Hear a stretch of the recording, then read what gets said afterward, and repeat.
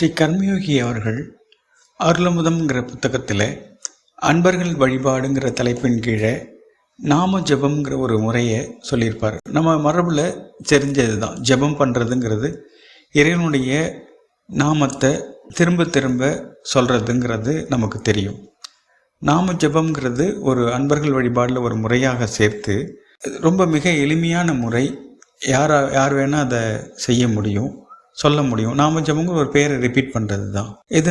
அதனால் ரொம்ப ஈஸியான மெத்தட்ங்கிறனால அதனால் எந்த பெருசாக ஒன்றும் பலன் அடைய முடியாதுன்னு நம்ம சொல்ல முடியாது. எளிமையான முறையை எளிமையாக பண்ணோன்னா பெரும் பலன் கிடைக்காது. ஆனால் அந்த நாம ஜபங்கிற எளிமையான முறையை அதனுடைய மையக்கரு என்னவோ அது உரு பெரும் வண்ணம் நம்ம அதை கடைபிடித்தோன்னா அதனால் எந்த அளவுக்கு மேக்சிமம் பெற முடியுமோ அதை பெறலாம்னு சொல்லி எழுதியிருப்பார். அப்போ நாம ஜபத்துடைய தத்துவம் என்னன்னு பார்க்கும் பொழுது, மனிதனுடைய குரலுக்கு ஆண்டவன் செவிசாய்க்கிறான்ங்கிறது தான் அதனுடைய அடிப்படையான கரு. நாம ஜபம் செறிந்து ஜபம்ங்கிறது அதோட சேச்சுரேட் ஆகி அடுத்த கட்டத்துக்கு போனால் அது அழைப்புன்னு சொல்லக்கூடிய ஒரு கட்டத்தை எட்டும்.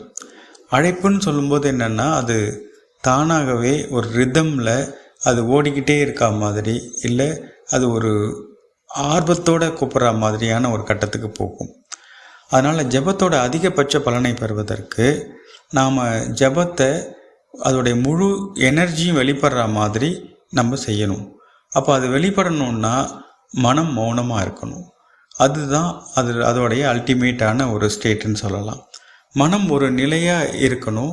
பொதுவாக நாம ஜபத்தை எடுத்துக்கிட்டோன்னா அதை டெய்லி நம்ம பண்ணுறோன்னா மனம் ஒரு இடத்துலையும் ஜபம் ஒரு இடத்துலையும் பிரிஞ்சு நிற்கும். சரி, நம்ம நிறைய பேர் நம்ம மந்திரம் சொல்லுவங்களாம் பார்த்துருப்போம். அங்கே யார் வராங்க யார் போகிறாங்கன்னு பார்த்துக்கிட்டே ஜபம் பண்ணிக்கிட்டே இருப்பாங்க. ஜபத்தை நிறுத்தி நடுவில் பேசுவாங்க, திருப்பி ஜபத்தை கண்டினியூ பண்ணுவாங்க. இந்த மாதிரிலாம் பண்ணிங்கன்னா அதோடைய ஜீவனோட இல்லைன்னு அர்த்தம். அதாவது வாய் ஜபத்தில் இருந்தாலும் ஜபத்தை ஜபிச்சுட்டு இருந்தாலும் மனம் வேறு சிந்தனையில் இருக்கும். இந்த நிலையில் ஜபத்துக்கு குறைந்தபட்ச பலன் கூட வராதுன்னு எழுதியிருப்பார். அதனால் ஜபம் செய்பவங்க மனதை மௌனமாக்கிக்கிறது நல்லது.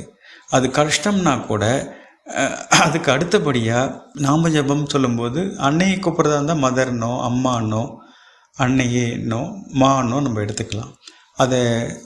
அந்த ஜபத்தை மேற்கொள்ளும் முன்னாடி, அந்த ஜபத்தை ஆரம்பிக்கிறதுக்கு முன்னாடி மனசை ஒருமுகப்படுத்தி அந்த நிலையிலேருந்து ஜபத்தை பழகிக்கிறது. அதான் நம்ம ஜபம் பண்ணுறோங்கிறது நம்ம உணர்ந்து பண்ணணும். அப்போது அந்த ஒவ்வொரு வார்த்தையும் அதோட அதிர்வுகளையும் நிறுத்தி நிதானமாக கவனமாக அதை நம்ம ஜபிக்கிறோங்கிறத உணர்வோடு சொல்கிறத ஒருமுகப்படுத்த தான் நம்ம எடுத்துக்கலாம். ஜீவனோடு செய்கிறதா எடுத்துக்கலாம். அந்த ஒருமுகப்படுத்தல், அந்த ஒருமுனைப்பாக செய்கிறது ஒரு 5 நிமிஷத்துலேயே கலைஞ்சிருச்சுன்னா அதோடு நிறுத்திக்கணும்.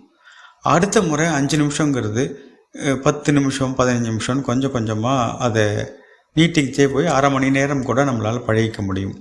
அப்போ ஜபம் ஆரம்பித்த உடனே அப்படி பண்ணோன்னா மனசு அலையிறது நிற்க ஆரம்பிக்கும். அதுதான் ஜபத்துக்கு ஒரு சக்தியை கொடுக்கும். காலை மாலை நேரத்தில் ஒருமித்த மனதோட ஒருமுகப்பட்ட மனதோட ஜபத்தை பழகிறது முதற்கட்டம். 2வது கட்டமாக சொல்லும்போது அவர் என்ன சொல்கிறாருன்னா, அது நாள் முழுக்க வேலை செய்துகிட்டே இருப்போம், நடுவில் கேப் கிடைக்கும். ஒரு வேலைக்கும் அடுத்த வேலைக்கும் கேப் கிடைக்கும். அப்படி வேலை செய்யாமல் இருக்கிற நேரங்களில் மனசு அலைப்பாயும், சலனம் அடையும், கவலையை பற்றி அதை அசை போட்டு திருப்பி கவலைப்பட்டுருக்கோம், புலம்போம். இதெல்லாம் இந்த மாதிரி காரியங்கள்லாம் ஈடுபட்டு நம்மளை கீழே இருக்கக்கூடிய வேலைகளில் அதெல்லாம் பண்ணுவோம்.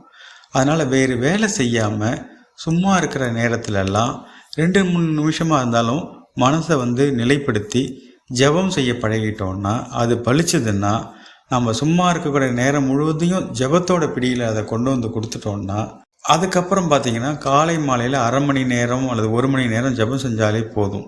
ஒரு நாள் முழுக்க மற்ற நேரங்களில் ஜபம் ஜீவனோட நம்ம மனசில் அடியில் இருந்து முடிந்த வரைக்கும் ஜபிச்சோன்னா நல்லது. முடியலைன்னா தானாகவே மனசு ஜபிக்கும். அது அஜபம்னு சொல்லுவோம். அந்த நிலையில் அது இருக்கக்கூடிய சித்தி நாம ஜபத்தால் வரக்கூடிய பெரும் பலன். இந்த மனம் மௌனமாக தானாகவே ஜபத்தை ஏற்றுக்கொண்டு செய்கிறது. அப்படி செய்யும்போது பார்த்தா எதுவுமே அன்னையை வழிபடக்கூடிய ஒரு முறைகளில் ஒன்று.